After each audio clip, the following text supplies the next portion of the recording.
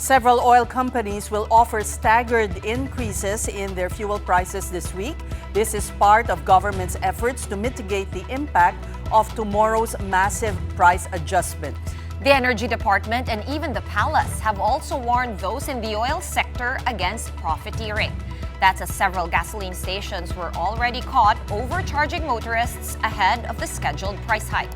But this could be just the beginning. As we speak, the Middle East conflict is still raging and the threat of more price surges remains. The big story tonight from mobile journalist Arles Delos Santos.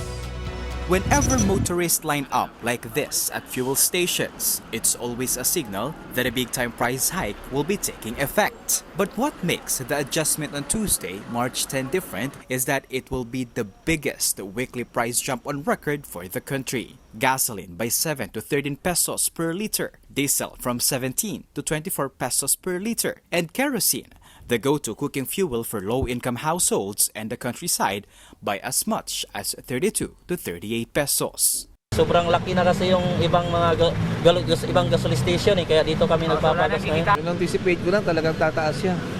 Kaya nagtyaga na ako sa pila. Sa area ng Bulacan, wala nang diesel. Kaya yung dito lang sa bandang gitna ang meron.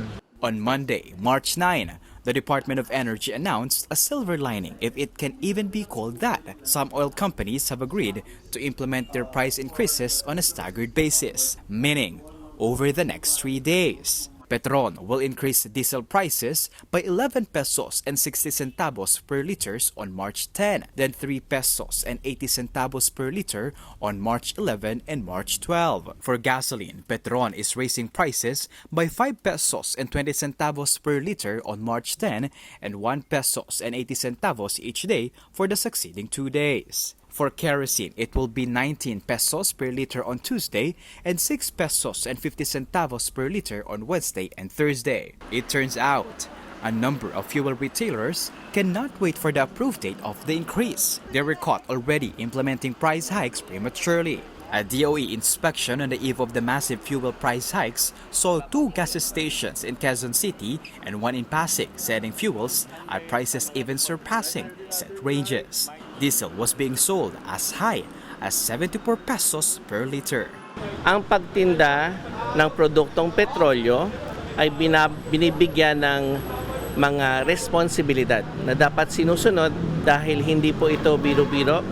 Meron pong public interest involved. A total of 55 stations were issued show-cause orders to explain why they should not be liable for administrative and even criminal charges. Para po makita natin kung sila ba ay lumabag sa panawagan na huwag magtaas ng presyo ng gasolina. Kasi kapag po napakita rito na sila po ay may mga fraudulent acts, maaari po silang makansela ng permit. Reminder lang to sa mga gas stations.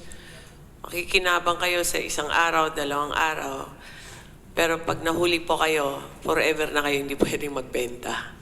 So, we appeal naman to your good side na let's not take advantage of the situation.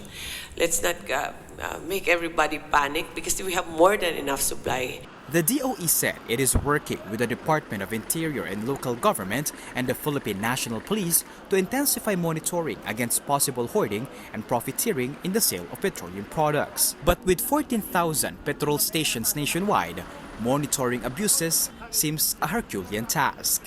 That's why the DOE is also asking the public to do its part and report stations with abnormally high prices through its platform on the eGov.ph app. Concerned motorists can use the e-report system on the app and file a complaint under the Gas Station Concerns tab. Kapatid Arles Delos Santos, we are One News.